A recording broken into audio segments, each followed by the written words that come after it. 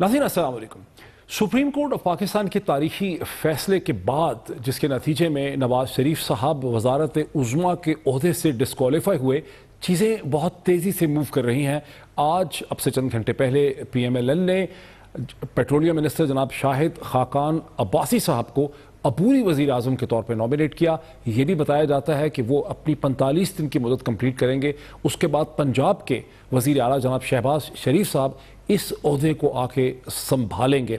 दूसरी तरफ से ये चहमगोइयाँ बहुत ज़ोर पकड़ रही हैं कि 62-63 का इतलाक़ जिसकी तलवार नवाज शरीफ साहब पे गिरी है, बहुत जल्दी ये घूमती फिरती इमरान खान और जहांगीर खान तरीन तक भी पहुँचेगी और यहीं तक बात नहीं रुकेगी। इस सिलसिले में ख्वाजा साद रफीक साहब ने अपनी प्रेस कॉन्फ्रेंस में, अपनी प्रेस ब्रीफिंग में गुज़िश्ता दिन क्या कहा था, वो मैं आपको एक बार फिर सुनाता हूँ। मैं ये ज़रूर कहूँगा, खान साहब बगले ना बजाएं, क्योंकि चंद रोज़ तक अब बगले झाँकेंगे और जो खुशियाँ मना रहे हैं वो बहुत जल्द सोचेंगे कि हमने क्या गलती की। और सादिक और अमीन की कहानी मेरे दोस्तों अब चलेगी, लेकिन सादिक और अमीन की कहानी सिर्फ वज़ीर आज़म या सियासतदानों तक नहीं रहनी चाहिए, ये हर उस जगह जानी चाहिए जहाँ फैसले किए जाते हैं। नाज़रीन, साद रफीक साहब को आपने सुना, उनका जो थ्रेट परसेप्शन है, उनका जो दावा है वो बड़ा क्लियर है, बड़ा वाज़े है। इस पे बात करने, यहीं से बात का आगाज़ करेंगे। पाकिस्तान तहरीक इंसाफ के सीनियर रहनुमा जनाब असद उमर साहब मेरे साथ स्टूडियोज़ में तशरीफ़ रखते हैं। A very warm welcome to you. आपने सुना, ख्वाजा साद रफीक साहब बिल्कुल क्लियर हैं कि ये बात आनी है, इमरान खान साहब पे आनी है और ये आ चुकी है। एक तो ख्वाजा साहब की एक बात तो आपको मानना पड़ेगी, जुगत बड़ी अच्छी लगाते हैं। अच्छी जुगत है, जुगत बड़ी अच्छी लगाते हैं। उन्होंने वो बगले झांकने वाली जो बात की, तो इसी तरीके से कि इन्होंने जुगत कोई कुछ चंद हफ्ते पहले भी लगाई थी, जहाँ पे उन्होंने जज साहिबान को धमकी दी थी और उन्होंने जज साहिबान को कहा था कि ये लोहे के चने हैं, आपसे चबाए नहीं जाएंगे। तो वो तो जब से फैसला आया है तो पता लगता है ऐसे कि ये तो उबले हुए चने भी नहीं निकले। नहीं, लेकिन यहाँ तो वो सीरियस लग रहे हैं। देखिए, वो यहाँ तो ये कह रहे हैं कि देखें, बुनियादी तौर पे PMLN के सोर्सेस क्या कह रहे हैं। वो ये कह रहे हैं कि कैपिटल FZE भी तो एक ऐसे ही कंपनी थी, डिसफंक्शनल सी, जो बाद में 2014 में ख़त्म हो गई। वज़ीर आज़म जो थे उन्होंने क्या कर लिया, अगर वहाँ से तनख्वाह नहीं ली अपने बेटे से, ये कौन सी करप्शन बनती है। लेकिन उस पर वो डिस्क्वालीफाई हो गए हैं। तो इमरान खान साहब की भी जो कंपनी है नियाज़ी एंड कंपनी, उसको उन्होंने 2002 के जो अपने गोशवारे हैं या 2014 में उन्होंने उसको डिक्लेयर नहीं किया। इस पर इमरान खान की डिस्क्वालिफिकेशन बनती है। चलें पहले ये बात क्लियर कर देता हूँ, फिर मैं वो भी मुकम्मल कर लूँगा। उन्होंने जो बाकी बातें की, वज़ीर आज़म को इस बात पर डिस्क्वालीफाई नहीं किया गया है कि वहाँ पर एक कंपनी थी, उनको डिस्क्वालीफाई इस बात पर किया गया है कि उस कंपनी से उनकी आमदनी बनती थी, जो कॉन्ट्रैक्ट बाकायदा साइन हुआ है, उस कॉन्ट्रैक्ट को ओन किया है। शरीफ ख़ानदान के लॉयर्स ने वहाँ खड़े होकर तस्लीम किया कि हाँ, ये वाकई ये जो मुआहदा हुआ है मुलाजमत का, ये हकीकी मुआहदा है और उसके अंदर उनकी तनख्वाह बनती है। वो तनख्वाह वो कहते हैं हमने अभी तक ली नहीं। अगर ली नहीं तो इसको, जिसको रिसीवेबल कहा जाता है, या आसान अल्फाज में ये कि ये मियाँ साहब का हक बनता है कि जिस दिन भी वो चाहें वो कह सकते हैं कि भाई ये पैसा आप मुझे दो। और हमें पता है कि उसी कंपनी के जरिए बहुत बड़ी बड़ी ट्रांजैक्शंस भी की गई हैं। ऐसा नहीं है खाली, बिल्कुल FZE की तो वो जो हिल मेटल्स वाली जो सारी कहानी सुनाई गई है, उसका भी कनेक्शन उससे बनता है। तो उस असासे को ना डिक्लेयर करने की बुनियाद पर उनको फारिग किया गया है। इमरान तो ये भी तो असासा है ना, इमरान खान साहब की जो कंपनी है, नियाज़ी एंड कंपनी है, वो कहते हैं ये कंपनी थी, ये एक असासा था, ये डिक्लेयर नहीं हुआ। उस कंपनी का वाहिद असासा था पहले दिन से लेकर आखिरी दिन तक, उसमें कोई दूसरा असासा था ही नहीं। और वो असासा था लंदन का फ्लैट, और लंदन का फ्लैट 2002 के इलेक्शन रिटर्न उठा के देख लें, आपको वहां पे नजर आ जाएगा। जो असासा था उन्होंने असासा डिक्लेयर किया हुआ था वहां पे इमरान खान साहब ने, तो वो उसकी मुमासलत नहीं बनती बिल्कुल वहां पर। दूसरी चीज, आप ये कह रहे हैं कि वो कंपनी का जब फ्लैट खत्म हो गया तो फिर वो असासा नहीं रही, उसका कुछ है ही नहीं ना, शैलो तो कागज है। जो असासा था वो फ्लैट था, फ्लैट जो है वो उन्होंने डिक्लेयर किया। तो फिर ख्वाजा साद रफीक इतने मुतमईन क्यों हैं, वो इतने पुरहतमाद? मैं तो बता रहा हूँ ना, ख्वाजा साद रफीक तो पिछले 15 माह से सिर्फ वो बेचारे नहीं, बाकी जितने भी बाकी शाही दरबार से ताल्लुक रखने वाले लोग हैं, वो सब इंतहाई मुतमईन थे। हमें वो आखिरी दिन तक यही तकरीरें करते रहे कि मियाँ साहब को तो नाम ही यहाँ पे नहीं है। उन मियाँ साहब जिनका नाम यहाँ पे नहीं था, उनको सिर्फ नाहल जो है ये अकामा और ये FZE के ऊपर नहीं किया गया, उनकी 16 कंपनियों की तफ्तीश के लिए नैब को हुक्म दिया गया है। नैब रेफरेंसेस बनाए गए हैं। यार खुदा का खौफ करें, मतलब शर्म हया इस मुल्क के अंदर खत्म हो गई है। एक वजीर आजम के ऊपर, एक नहीं متعدد NAB references supreme court Pakistan کی سب سے اعلیٰ عدالیت بنا کے بھیجتی ہے, اور یہ جو ہے وہ پریس کانفرنس کر کے کہہ رہے ہیں کہ دیکھو کرپشن کوئی نہیں کی ہمارے وزیر. وہ کہہ رہے ہیں کہ پروو نہیں ہوا, پروو صرف ایف زیڈ ای کیپٹل ہی ہوا ہے, اور کیا پروو ہو گیا, وہ یہ کہہ رہے ہیں. سر وہ انہوں نے جو فیصلہ کیا ہے اس میں نااہلی جو کی ہے وہ نااہلی کی ہے اس بنیاد کے اوپر, اور یہ پہلے ایم این اے نہیں ہے جو نااہل کیے گئے. وہ جو کہہ رہے ہیں نا کوئی نئی بات ہوگی, یہ جو کہہ رہے ہیں اب صادق اور امین کا سفر شروع ہے, ایسے ایسے ایم این اے فارغ کیے گئے ہیں کہ مشترکہ جائیداد تھی بیوی کی تو وہ نہیں ڈکلیئر کی تو اس کے اوپر ان کو فارغ کر دیا گیا. ایک ایم این اے کو اس پہ فارغ کر دیا گیا کہ ایک جگہ جہاں انہوں نے اب اپنا ڈیرا بنا لیا ہے وہ کسی وقت میں فیکٹری ہوتی تھی, اب ڈیرا ہے ان کا. انہوں نے کہا نہیں آپ نے یہ کیوں نہیں ڈسکلوز کیا تھا کہ یہ ایک وقت میں فیکٹری ہوتی تھی. ایم این اے فارغ ہو گیا, اسی سپریم کورٹ نے کیا. اچھا جہانگیر خان ترین کیسے بچیں گے؟ چلے عمران خان تو شاید بچ ہی جائیں. میں جہانگیر خان ترین کی جی ابھی تک کی جو پروسیڈنگز آئی ہیں, اور جہانگیر خان ترین انسائڈر ٹریڈنگ کی انہوں نے اور مانا ہوا ہے, اور اس پہ آپ نے جواب سن لیا چیف جسٹس آف پاکستان کا جواب, میرا جواب نہیں. چیف جسٹس آف پاکستان نے ان سے پوچھا کہ اچھا یہ بتائیں کہ اس میں غلط کیا ہوا ہے. سیکورٹی اینڈ ایکسچینج کمیشن نے سوال پوچھا, جہانگیر ترین نے کہا کہ آپ کو میرے اس ٹرانزیکشن کے اوپر شبہ ہے, آپ کے خیال میں غلط ہے, یہ لے میں پیسے جو بھی پیسے آپ کہہ رہے ہیں اس سے بنے ٹرانزیکشن سے میں آپ کے پاس جمع کرا دیتا ہوں. چیف جسٹس نے تو یہاں تک کہہ دیا کہ یہی تو صادق ہونا, اور کیا چیز ہوتا ہے, یہی تو صادق ہونا ہوتا ہے. تو وہاں پر تو گواہی ان کی چیف جسٹس فی الحال دے رہے ہیں, باقی بھی جو ان سے دستاویزات مانگی گئی ہیں جس طریقے سے عمران خان نے جمع کرائی ہے کہ آپ لوگ بچ جائیں گے 62 سے. بالکل بچ جائیں گے, اور اگر ہم نے کوئی قانون توڑا ہے تو ہمیں ضرور سزا ہونی چاہیے. معید صرف اس لیے کہ ہمیں سزا نہ ہو پورے پاکستان کا جمہوری نظام معطل نہیں کیا جا سکتا. میاں نواز شریف کو بچانے کے لیے تمام پاکستان کے چوروں کے جرم کے اوپر پردہ نہیں ڈالا جا سکتا. وہ کہتے ہیں صادق اور امین اب چلے گا, بالکل چلنا چاہیے, وہ آئین کا حصہ ہے آپ کا. اور آخری بات جو انہوں نے کی تھی نا, صرف سیاستدان تک نہیں رکے گا, بالکل نہیں رکنا چاہیے. رکا ہوا کیوں ہے, کس کی وجہ سے؟ 15 ماہ سے ہم قومی اسمبلی کی قائمہ کمیٹی کے اندر سوال اٹھا رہے ہیں کہ بھائی پیناما میں 400 اور لوگوں کا نام تھا. یہ پچھلی میٹنگ میں نے پھر سوال اٹھایا, کون اس کو آگے نہیں چلنے دیتا؟ یہ سعد رفیق صاحب کی مسلم لیگ نون کی حکومت نہیں چلنے دیتی. یہ ٹی وی پہ آگے بڑکے مارتے, اور جب حقیقت میں کام کرنے کا وقت آتا ہے تو انہوں نے پوری کوشش کی ہے کہ پیناما میں باقی جس کا نام آئے اس میں سے کوئی بھی نہ پکڑا جا سکے. لیکن اگر پیناما کے اندر پرائیویٹ پاکستانی بزنسز ایسے ہیں, فیصل آباد کے, لاہور کے, کراچی کے, جنہوں نے آف شور اکاؤنٹس رکھے ہوئے ہیں, تو ان سے تو سوال ہی پوچھیں گے نا, ہر ایک کو تو آپ چارج شیٹ نہیں کر سکتے. بالکل صحیح, ان کی انکم, وہ پبلک آفس ہولڈر نہیں ہے. بالکل صحیح بات ہے. یہ جب 400 لوگوں کی آپ جو تفتیش کریں گے آپ کو پتہ چلے گا اس میں کچھ ایسے ہیں, ہو سکتا کئی ایسے ہوں جنہوں نے کوئی قانون نہ توڑا. ان میں پاکستانی کمپنیاں ہوں گی ٹیکسٹائل کی, ان کو پیسے رکھنے پڑتے. بالکل ہو سکتا ہے کہ کوئی قانون نہ توڑا, یہ بھی ممکن ہے کہ قانون توڑا ہو. صرف اس وجہ سے کہ میں بزنس مین ہوں اس کا مطلب یہ نہیں کہ میں قانون نہیں توڑ سکتا. میں قانون بزنس مین توڑتے ہیں. آپ کو تفتیش کرنی ہے, تفتیش کے بعد فیصلہ کرنا ہے. 15 ماہ سے تفتیش آگے ایک قدم نہیں ہلنے دے رہے ہیں. کیوں؟ خطرہ اس بات کا تھا, خوف کس بات کا تھا کہ کہیں اگر کوئی پکڑا گیا تو واپس پھر میری چوری کے اوپر سوال آئے گا, جس وجہ سے زرداری صاحب کے اوپر کیس نہیں چلنے. یہ بتائیے جو آج کی ڈیولپمنٹ ہوئی ہے کہ شاہد خاقان عباسی صاحب بہت اچھے آدمی ہیں, مدبر آدمی ہیں, سب سے دھیمے ہیں سارے, اب وہ انٹرم پرائم منسٹر کے طور پہ آ رہے ہیں, اس تبدیلی کو, اس چینج کو کیسے دیکھ رہے ہیں؟ سر یہ بڑی اچھی بات ہے کہ ایک مسلم لیگ نون کے جو ممبر ہیں, ایک سینئر ممبر ہیں, وہ انہوں نے نامزد کیا ان کو وزیر اعظم کے لیے. دیکھتے ہیں الیکشن کون جیتا ہے, موسٹ پروبلی وہی جیتیں گے. کینڈیڈیٹ کھڑا کریں گے ان کے مقابلے میں, ووٹ ہم ایک کینڈیڈیٹ کو سپورٹ کریں گے. ابھی میں میٹنگ سے فیصلہ کر کے آ رہے ہیں ابھی, لیکن وہ اناؤنسمنٹ اس کی کل ہوگی. نہیں, لیکن کیا آپ پیپلز پارٹی, کل بلاول بھٹو نے کہا تھا باقی سیاسی جماعتوں کے ساتھ مل کے اپنا کینڈیڈیٹ کھڑا کریں گے, آپ پی پی پی کے کینڈیڈیٹ کو سپورٹ کریں گے؟ ایک دن کا انتظار کر لیں, میں فیصلہ ہمارا ہو گیا, کل آپ کو پتہ چل جائے گا. شاہد خاقان عباسی صاحب کے پیچھے پیچھے شہباز شریف صاحب بھی پہنچ رہے ہیں. اصل بات جو ہے وہ 45 دن کی نہیں ہے. کیا شاہد خاقان عباسی جیسے سینئر لوگ جو ہیں ان کا کام صرف سیٹ گرم رکھنے کا ہے کہ 45 دن کے لیے آگے بیٹھو, اور اس کے بعد آگے بیٹھے بھی نہ تھے اور نکالے بھی گئے. اور آپ دیکھیں یہ جمہوریت کا درس دینے والے, مطلب جمہوریت کا مذاق اڑانے کی بھی کوئی انتہا ہوتی ہے. ایک شاہد خاقان عباسی آپ کہہ رہے ہیں کہ صرف پل کے طور پہ, برج کے طور پہ پورے سرات رکھا. میں کیا کہہ رہا ہوں, وہ کہہ رہے ہیں بھائی سیٹ وارمر ہمیں چاہیے, 45 دن کے لیے کرسی پہ ہو, اس کے بعد فارغ. ابھی سے ہم نے اعلان کر دیا کہ فارغ. یار کم سے کم اس بیچارے کو الیکٹ تو پہلے ہونے دو.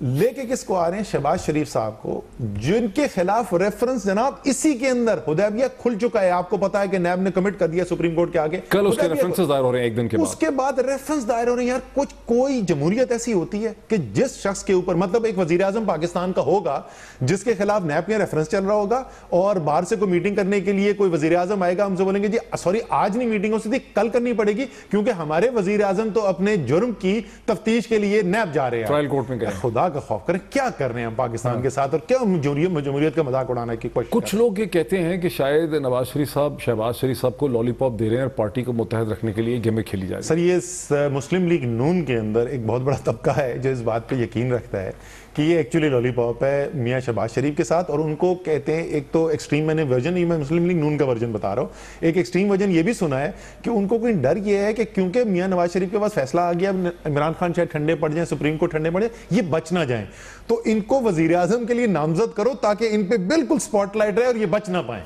اچھا, تو آپ لوگوں کو کیا اب مطلب تخت لاہور کمزور ہوتا نظر آ رہا ہے, تو لگ رہا ہے کہ پی ٹی آئی جو ہے وہ کیا اب مطلب آپ لگ رہا ہے کہ پاور کوریڈورز کی طرف جا رہے ہیں؟ ڈو یو فیل دس؟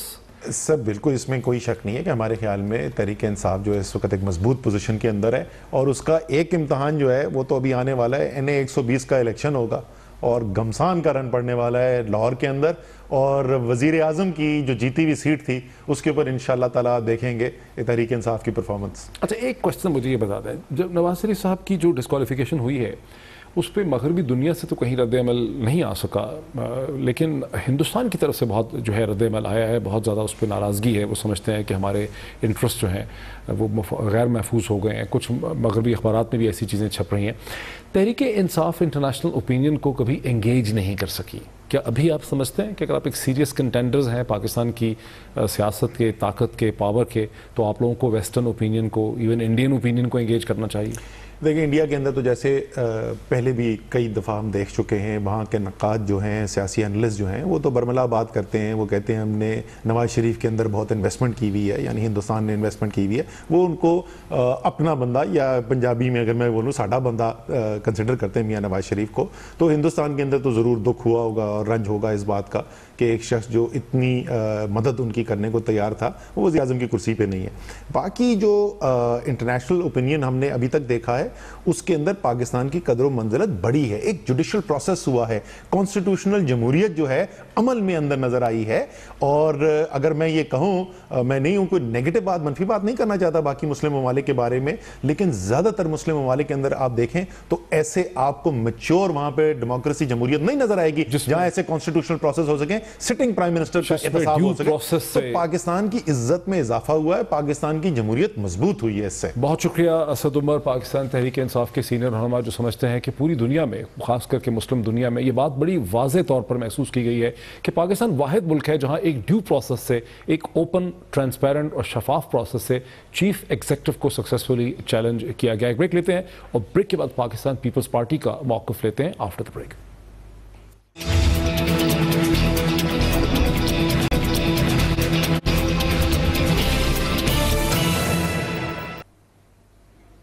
ناظرین ویلکم بیک. ناظرین, گزشتہ روز سپریم کورٹ آف پاکستان کا تاریخی فیصلہ, جس کے نتیجے میں نواز شریف صاحب ڈسکوالیفائی ہوئے, اسے ہندوستان کے ذرائع ابلاغ اور جو پرو انڈین میڈیا ہے دنیا میں وہ ایک جوڈیشل کو کے طور پر پیش کر رہا ہے. لیکن پاکستان میں صورتحال یہ ہے کہ مولانا فضل الرحمان کو چھوڑ کر جتنی سیاسی جماعتیں, دھڑے اور بار ایسوسیشنز ہیں, سبھی نے اس ڈیسیژن کی تائید کی ہے, کسی نے اس کی مخالفت نہیں کی. لیکن اگر تحریک انصاف, جماعت اسلامی, MQM کو اگنور کر بھی دیں تو پاکستان پیپلز پارٹی, جو تاریخی طور پر وکٹم رہی ہے جوڈیشل پروسیس کا یا اسٹیبلشمنٹ کا, اس نے بھی اس ڈیسیژن کو ویلکم کیا ہے. بلاول بھٹو نے اپنی پریس کانفرنس میں اسے ایسے ڈیفائن کیا. The Supreme Court of Pakistan has delivered the verdict. It is incumbent upon all to accept the verdict wholeheartedly. The verdict has disproved the contention that the disqualification of a Prime Minister posed a threat to democracy or Parliament. The Assembly must complete its term. ناظرین, یہ آپ نے سنا کہ بلاول بھٹو کہتے ہیں کہ یہ فیصلہ جو ہے یہ پاکستان میں کسی بھی طرح سے جمہوریت کے لیے خطرناک نہیں ہے. اب مجھے اسٹوڈیوز میں جوائن کر رہے ہیں پاکستان پیپلز پارٹی کے سینئر رہنما, سابقہ سیکرٹری جنرل, پاکستان کے سابقہ پنجاب کے گورنر اور ایکس اٹارنی جنرل جناب سردار Latif Khosa sahib. Sir, very warm welcome to you. Khosa sahib, کیا وجہ ہے کہ پاکستان پیپلز پارٹی, جس کو لوگ یعنی سمجھا جاتا ہے کہ خود وکٹم رہی ہے سارے پروسیس کا, جوڈیشل پروسیس کا, اسٹیبلشمنٹ کا, اس نے کھل کے بلاول بھٹو نے اس ڈیسیژن کو ویلکم کیا ہے, ڈیفینڈ بھی کیا ہے؟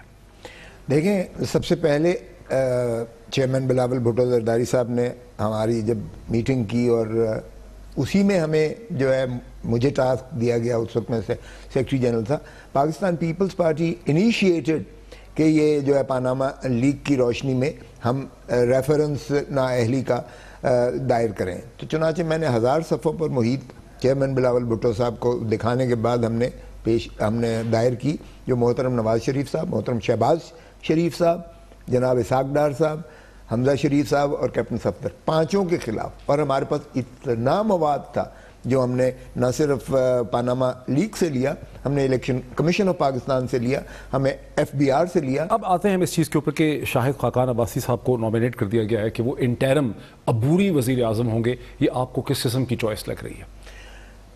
دیکھیں مستقل کہتے ہیں شہباز شریف ہوں گے، یہ دیکھیں لالی پاپ ہے شہباز شریف کو بھی، اور یہ سارا جو ہے لالی پاپ ہے. کیوں لالی پاپ؟ اس لیے ہے کہ شہباز شریف اور محترم نواز شریف صاحب کے اور ان کے خانوادے کے جو اختلافات ہیں وہ اتنے واضح اور اتنے جو ہے وسیع ہو چکے ہیں کہ یہ محترم نواز شریف صاحب اپنی جو وراثت تھی، سیاسی وراثت کہہ لیں یا بادشاہت کی جو ایک وہ ہے، وہ مریم نواز کو دینا چاہ رہے تھے، اور انہوں نے گروم بھی کیا، حتیٰ کہ ان کو انچارج بھی بنایا ہوا تھا پرائم منسٹر سیل میں، میڈیا سیل کا سارا کچھ جو ہے.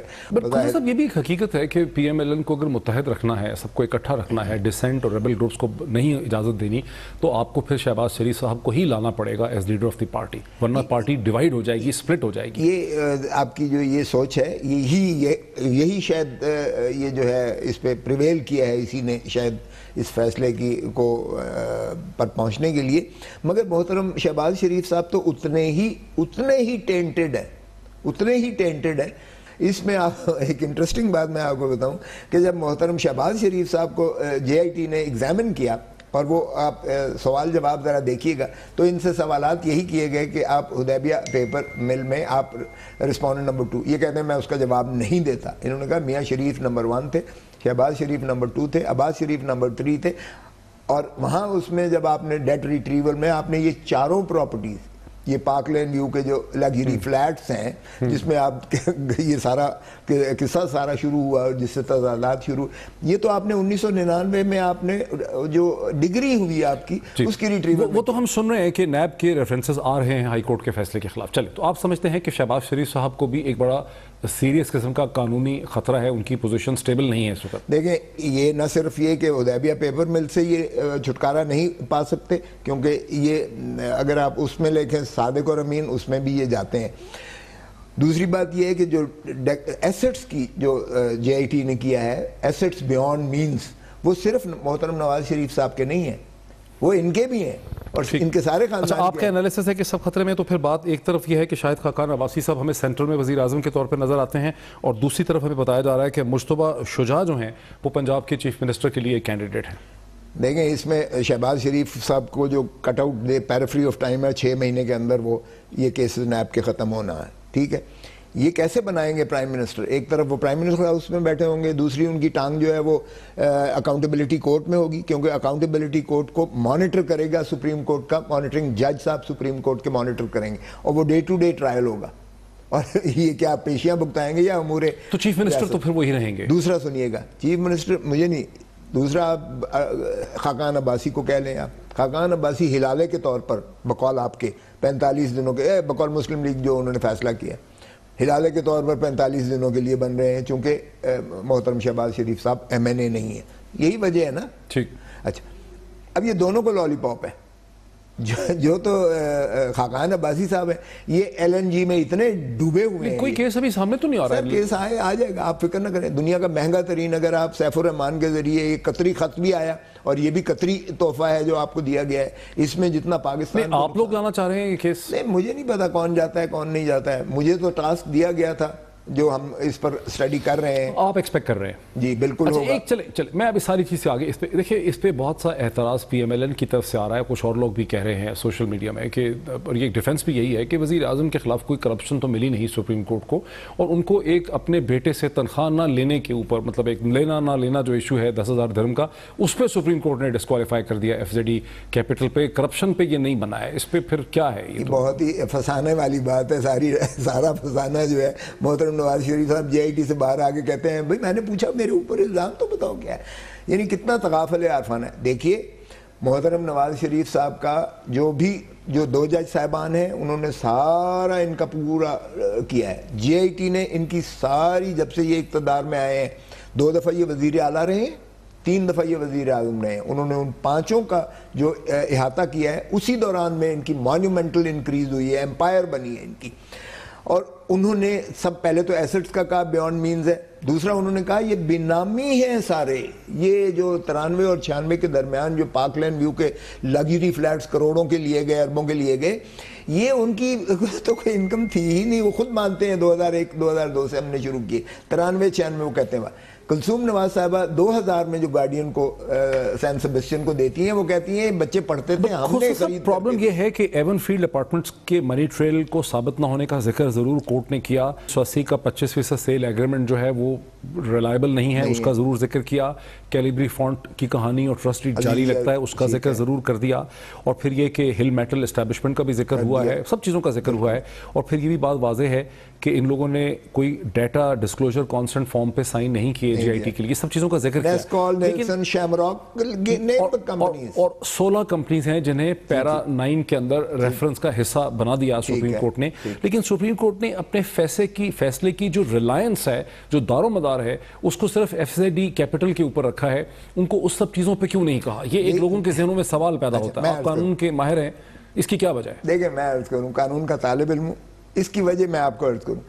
جو 62-63 ہے، صادق اور امین ہے، یہ انہوں نے اس بیسس پہ کیا ہے جہاں ان کا جھوٹ اور ان کی جو ہے اخفاء، ان کے ڈیکلریشن میں نا اندراج، ان کا بیان حلفی جو مسلمہ طور پر جو ہے دروغ گوئی پر مبنی پایا گیا، جو انہوں نے خود تسلیم کیا محترم نواز شریف صاحب نے کہ میں چیئرمین ہوں اس ایف زیڈ ای کمپنی کا جو میرے بیٹوں کی ہے، میں اس کا بورڈ آف ڈائریکٹر کا چیئرمین ہوں. انہوں نے تسلیم کیا 2007 سے، انہوں نے تسلیم کیا کہ اس کی جو تنخواہ تھی 10,000 درہم تنخواہ اس کی. لیکن لوگ کہتے ہیں کہ کرپشن نہیں ہے. یہ کیا کرپشن ہے؟ نان ڈسکلوجر ہے، یہ تو ٹیکنیکل غلطی. سر نہ ٹیکنیکل غلطی نہیں ہے. حضور صلی اللہ علیہ وسلم کو دیکھیے، ہم عزیری سے اپنا جو ہے ماخذ لیتے ہیں. حضور صلی اللہ علیہ وسلم سے پوچھا گیا، حضور صلی اللہ علیہ وسلم نے کہا کہ کیا اس پہاڑی کے پیچھے ہے لوگوں، اگر میں کہوں کہ لشکر ہے جو حملہ کرنے جا رہا ہے ہمارے اوپر تو کیا آپ مانیں گے؟ انہوں نے کہا یا رسول اللہ ہم بالکل مانیں گے، کیونکہ آپ نے زندگی میں کبھی جھوٹ نہیں بولا اور آپ امین ہیں، آپ نے کبھی امانت میں خیانت نہیں کی. اور رسول اللہ کی کوالٹیز اب نواز شریف صاحب کو میں نعوذ باللہ ان کو ملانا بھی میں مناسب نہیں سمجھتا. لیکن یہ ایک بنیاد ہے کہ جو آپ کا خلیفہ یا جو آپ کا حاکم وقت ہو یا جو آپ کا چیف ایگزیکٹو ہو وہ سچا ہونا چاہیے. 62(1)(f) میں یہی ہے کہ آپ کا صادق اور امین ہونا چاہیے، راست باز ہونا چاہیے. اگر وہ صادق اور امین نہیں ہے تو وہ ڈسکوالیفائیڈ ہے. اور یہ سیکشن 12 جو ہے روپا کا وہ بھی ہے، اور آپ بیان الفی اس کے ساتھ دیتے ہیں. تو یہ ثابت ہو گیا انہوں نے جب تسلیم کیا. تو اب بات یہ کہ آپ تنخواہ لیتے رہے ہو یا نہیں لیتے رہے ہو، اس کی انٹرپریٹیشن سپریم کورٹ نے کرنا تھی اور کر دی. آپ نے ڈیکلیریشن نہیں کیا بنیادی طور پہ. جو ریسیویبل ہے، بھلے آپ لیتے ہیں یا نہیں لیتے ہیں، جب ریسیویبل ہو وہ آپ کی ایسٹ بن گئی، آپ کی جائیداد بن گئی، اور آپ نے اپنی ہر جائیداد کا ذکر کرنا آپ پر لازم تھا. آپ نے نہیں کیا. بہت شکریہ جناب سردار لطیف کھوسہ صاحب، پاکستان پیپلز پارٹی کے سینئر رہنما اپنا موقف دے رہے تھے اس ڈسکوالیفیکیشن کے حوالے سے. ڈسکوالیفیکیشن کے اوپر وہ تمام لوگ جو کہتے ہیں یہ جوڈیشل کو ہے، ان کے راستے میں جو بہت بڑی رکاوٹ ہے وہ یہ کہ مولانا فضل الرحمان کو چھوڑ کے پاکستان کی تمام سیاسی جماعتیں اور بار ایسوسیشن سپریم کورٹ کے اس فیصلے کو ویلکم بھی کرتی ہیں اور اسے جمہوریت کے لیے کوئی خطرہ نہیں سمجھتے ہیں. ایک بریک لیتے ہیں اور بریک کے بعد اس خطے میں کیا صورتحال پیدا ہو رہی ہے، اس کا اس فیصلے سے کیا تعلق ہے، اس پہ بات کرتے ہیں آفٹر دا بریک.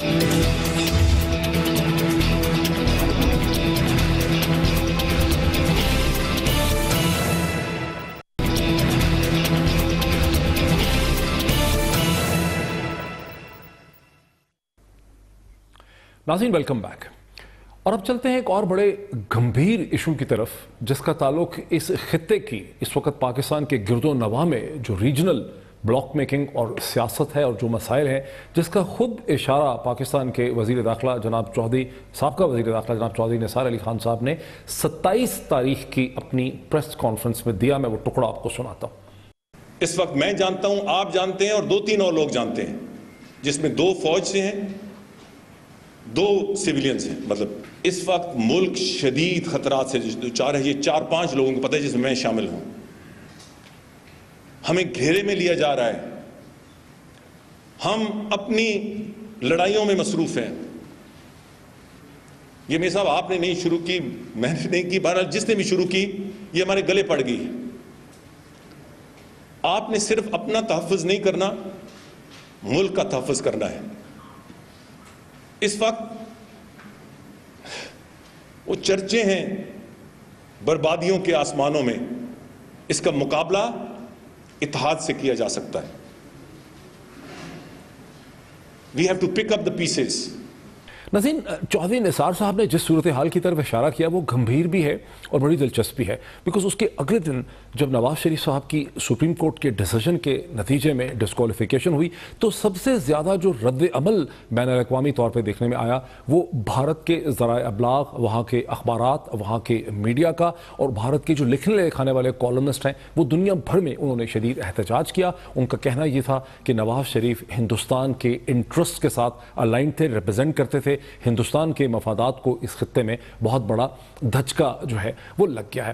ہمیں دو قسم کے بلاکس اس خطے میں نظر آ رہے ہیں. ایک بلاک وہ ہے جسے ہندوستان, اشرف غنی حکومت اور اس کے ساتھ امریکہ کھڑا ہے. دوسرا وہ ریجنل بلاک ہے جس میں پاکستان, چین, رشیا, ایران اور ترکی ہمیں نظر آتے ہیں. اور وہ ساری ڈیبیٹ ہے وہ ان دو بلاکس کے پوائنٹ آف ویو سے ہو رہی ہے. اسی ٹائم پیریڈ میں چند دن پہلے ہم نے دیکھا کہ امریکہ نے ایک بار پھر پاکستان کے کوئلیشن سپورٹ فنڈ پہ پابندی لگانے کی طرف اشارہ کیا. جو پیمنٹس اور ری ایمبرسمنٹ تھیں ان کو روکا. پاکستان کے prominence defence and strategic analyst CRSS centre for research and security studies کے ہیڈ امتیاز گل صاحب جو میرے ساتھ اس وقت اسٹوڈیوز میں موجود ہیں, وہ یہ آرگیو کرتے ہیں تھرو اے پیس جو انہوں نے بھی ریسنٹلی لکھا ہے کہ پاکستان کو خود CSF کو, کوئلیشن سپورٹ فنڈ کو ریفیوز کر دینا چاہیے. اسی پوائنٹ سے ہم ان سے ڈسکشن کا آغاز کرتے ہیں. Very warm welcome to you. Imtiaz Gul صاحب, آپ یہ کیوں کہتے ہیں کہ CSF کو ہم ریفیوز کر دیں, اس سے کیا فائدہ ہوگا؟ دیکھیے, ابتداً تو بہت اچھا تھا. جب سے یہ فنڈ ملنے شروع ہوئے تو اس نے پاکستان کی فوج کو وسیع علاقوں میں ڈپلائمنٹ کرنے میں مدد دی. اس کے ذریعے تھوڑا بہت اکوپمنٹ میں مل گیا. لیکن ابھی گزشتہ 7-8 برسوں سے ایک لحاظ سے یہ پاکستان کے گلے کا توق بن گیا ہے. ایک ایسا انسٹرومنٹ ہے جس میں ہر سال انوائسنگ کے مسئلے پہ, چونکہ یہ تو ری ایمبرسمنٹس ہیں, مطلب امریکی اس کو ایڈ کیوں کہتے ہیں اگر یہ ری ایمبرسمنٹ؟ یہ تو ان کا سیاسی بیانیہ ہے نا. ہم اپنا یہ سیاسی بیانیہ ڈیولپ کرنے میں ناکام رہے کہ یہ اصل میں وہ اخراجات ہیں جو کہ ہماری فوج کے ڈپلائمنٹ پہ اٹھتے ہیں امریکی خواہش کے نتیجے میں. اور امریکہ نے ہم سے یہ ریکویسٹ کی تھی کہ آپ اپنی فورسز کو ڈپلوائے کریں تاکہ ہماری کاسٹ جو ہے وہ کم ہو سکے افغانستان میں اپنی ڈپلائمنٹ. جی بالکل, کوalition سپورٹ فنڈ ملتا ہی اسی کو ہے جو کہ امریکہ کی خواہش پہ, درخواست پہ اپنی فوجی آپریشنز کرے یا فوجی ڈپلائمنٹ کرے. تو کچھ عرصے تک ٹھیک تھا, لیکن ابھی یہ ہو گیا ہے کہ ہر سال ان کی انوائسنگ پہ, بلوں پہ بھی جھگڑا ہوتا ہے. اور ہر سال جس طرح سے صرف $50 ملین اس دفعہ ان کے باقی ہیں وہ انہوں نے روک دی. اس کی وجہ سے ایک بار پھر پاکستان کی بدنامی ہوئی ہے. میرا کہنا یہ ہے کہ اب چونکہ پاکستان ایک دوسرے بلاک کا حصہ بن گیا ہے جس میں چین بھی ہے, روس بھی ہے, ترکی بھی پاکستان کا کافی سپورٹر ہے, تو ابھی ہمیں ایک باعزت باوقار قوم کے طور پہ اگر ہم خود کو سمجھتے ہیں اس توق کو اٹھا کے پھینک دینا چاہیے. تو لوگ لیکن کہا جاتا ہے کہ ہم اگر اخبارات کو دیکھیں کہ ہم اپنا جو بجٹ ہے وہ یہ جو $800 ملین یا $900 ملین ہمیں ملتے ہیں, اس کے بغیر ہم اپنا فسکل بجٹ بیلنس نہیں کر سکتے. تو دیکھیں, پھر بڑے شرم کی بات ہے کہ 200 ملین کی آبادی کا ایک ملک جس کی اپنی کتنے ٹریلین روپے کی ایک معیشت ہے, اور وہاں پہ CPEC کے مثال کے طور پر پروجیکٹس آ رہے ہیں کئی ارب ڈالر کے, اس ملک کی فوج صرف $700-800 ملین کی وجہ سے دنیا بھر میں اس وجہ سے بدنام ہو کہ جو 15 سال سے وہ کہہ رہے ہیں امریکی, انڈینز اور افغان. حل کیا ہے؟ شرم تو ہے, لیکن مطلب حل کیا ہے؟ حل کیا ہے کہ 800 ملین پہ ڈیپینڈنٹ ہے تو کریں گے. دیکھیں جی, بڑے مؤدبانہ انداز میں میرا خیال ہے اس سے ہمیں معذرت کر لینی چاہیے کہ بہت شکریہ آپ نے ہماری مدد کی بڑے مشکل وقتوں میں. ابھی ہمیں یہ نہیں چاہیے, اب ہم اپنے پاؤں پہ کھڑے. ہمارے پاس اکنامک سولوشن ہونا چاہیے. اکنامک سولوشن تو یہ ہے کہ ہماری گورننس بہتر ہو, ट्रांसपेरेंसी उसमें आए, अकाउंटेबिलिटी का प्रोसेस जो है वो मजीद मजबूत हो, कवानीन और ज़वाबित वो भी अगर बेहतर हो जाए। $1 बिलियन से चूंकि CSF कम होता है, इसका मतलब है कि अगर 100 रुपए पे आप डॉलर की कन्वर्जन रखें आसानी के लिए कैलकुलेशन की, तो ये अंदाज़न 100 अरब रुपए बनता है। तो पाकिस्तान अमेरिका के हाथ खेल रहा है, ये वो बार बार इंटरवीन करते हैं बिकॉज वो आपको तकरीबन 100 अरब रुपया जो है इंजेक्ट करते हैं आपकी इकॉनमी के अंदर साल में। जी, तो मैं वही कह रहा हूँ कि 100 अरब रुपए की इतने बड़े मुल्क के लिए मैं नहीं समझता कोई बहुत बड़ी हैसियत है। अगर इन हमारे सिविलियन के, हमारे फ़ौज के जो अल्ले तल्ले हैं ये कम कर दिए जाएं और स्मार्ट गवर्नेंस की तरफ जाया जाए, जो जितने बड़े बड़े प्रोजेक्ट्स पे पैसे खर्च होते हैं इसको रैशनलाइज किया जाए। करप्शन आई, आप देख रहे हैं कि 70 तो आपके मेंबर पार्लियामेंट हैं जिन्होंने इकामा लिए हुए हैं UAE के अंदर, इसकी भी इन्वेस्टिगेशन होनी चाहिए कि ये आखिर वहाँ पे कंपनीज क्यों रन कर रहे हैं। नहीं, मैं तो ये कह रहा हूँ जी कि जिस तरह JIT बनी थी इस एक केस के लिए, सुप्रीम कोर्ट को एक मुस्तकिल JIT बनानी चाहिए जो कि शुरू करे पार्लियामेंट से और GHQ से। पार्लियामेंट के हमारे जो 542 अरकान हैं उनके असासों के पीछे जाएं, पता करें कि पेरिस, लंदन, दुबई, GHQ से भी आप कह रहे हैं, और GHQ से कहा जाए कि आपके कौन कौन से जर्नल हैं जो जहाँ से रिटायर होकर बाहर जाके आबाद हो गए हैं। तो मेरा ख्याल है क्योंकि आप सिलेक्टिव किस किस्म के बिजनेस कंसर्न्स हैं, आप आवाम को आपने ये भी तो बावर कराना है ना कि हम एक सबका एहतसाब चाहते हैं, इक्वल हैंडेड एहतसाब चाहते हैं, सिर्फ ये नहीं कि किसी एक घराने के पीछे या सिर्फ सियासतदानों के पीछे। जब तक ये परसेप्शन ख़त्म नहीं होगी कि ये एहतसाब इस मुल्क की खातिर, इस मुल्क के 220 करोड़ आवाम की खातिर इक्वल हैंडेड है, यानी मुसावी एहतसाब है, उस वक्त तक इसकी ओनरशिप भी नहीं पैदा होगी। तो बड़ा ज़रूरी है कि जिन लोगों को फ़ौज समझती है कि उन्होंने करप्शन की है उनके ख़िलाफ़ भी सुप्रीम कोर्ट की निगरानी में काम शुरू किया जाए और JIT की तर्ज पे एक एहतसाब का ऐसा अमल हो। एक नेशनल अकाउंटेबिलिटी ब्यूरो तो नाकाम हो गया है। स्टील मिल से मुताल्लिक एक केस है जिसमें प्रोसिक्यूशन एक मैं बात पूरी कर, सही कह रहे हैं, लेकिन नेशनल अकाउंटेबिलिटी ब्यूरो 2012 से रिटायर्ड ऐसे जनरल्स हैं जिनके पास जो बड़े मेगा रिच नज़र आ रहे हैं, बार बार मीडिया में भी उनके नाम आते हैं, उनकी प्रॉपर्टीज़ के नाम आते हैं, तो फिर जाहिर है उनको भी सब्जेक्ट टू एक इंक्वायरी उनके होना चाहिए, ये बात विजिबल होनी चाहिए। अब जैसे फाइनेंस मिनिस्टर हैं वो बाकी सब पाकिस्तान को ट्रांसपेरेंसी की बात करते रहे, लेकिन ये पता चला कि उन्होंने सिर्फ to whom it may concern के 2 कागज़ दिए हैं। 82 मिलियन पाउंड यानी 8.2 मिलियन पाउंड यानी 16-17 मिलियन डॉलर जो है उनको 2 साल में वो कहते हैं कि मुझे मिली है, लेकिन कोई बैंकिंग ट्रांजैक्शन गालबन जो हमें समझ आई है वो दिखा नहीं रहे। इन 3 कागज़ों की हाथ से लिखे कागज़ों की बुनियाद में नेशनल अकाउंटेबिलिटी ब्यूरो ने उनके ख़िलाफ़ केस बंद कर दिए। इसी वज़ीर ख़जाना ने फिर जिन टैक्सेशन डिपार्टमेंट के एक बड़ा एक दयानतदार अफसर हैं उसको उन्होंने ट्रांसफ़र करा दी, क्योंकि वो दयानतदार अफसर ने इनकी बातें मानने से इनकार कर दिया था, जिसकी वजह से उनको पंजाबी में कहते खुड्डे लाइन लगा दिया। और ये चाहे ये वज़ीर ख़जाना है या गुज़िश्ता वज़ीर ख़जाना थे या हमारे वज़ीर तिजारत हैं, इन सब को पता है, ये सब ताजिर बरादरी के राजों की भेदी है कि सब्सिडी रिबेट इसके नाम पे पाकिस्तान के अवाम के पैसे की लूट मार होती है। आज तक इस हवाले से कोई ऐसा मैकेनिज्म नहीं बन सका। लेकिन ये जो आप JIT बनाने की या लोगों की एंटी करप्शन ड्राइव की आप बात करते हैं, पाकिस्तान में इसको एंटी करप्शन को ख़त्म करने का एक तरीका ये भी है कि आप कहें कि हर बिजनेसमैन के पीछे आप पड़ जाएं ताकि खौफ मच जाए।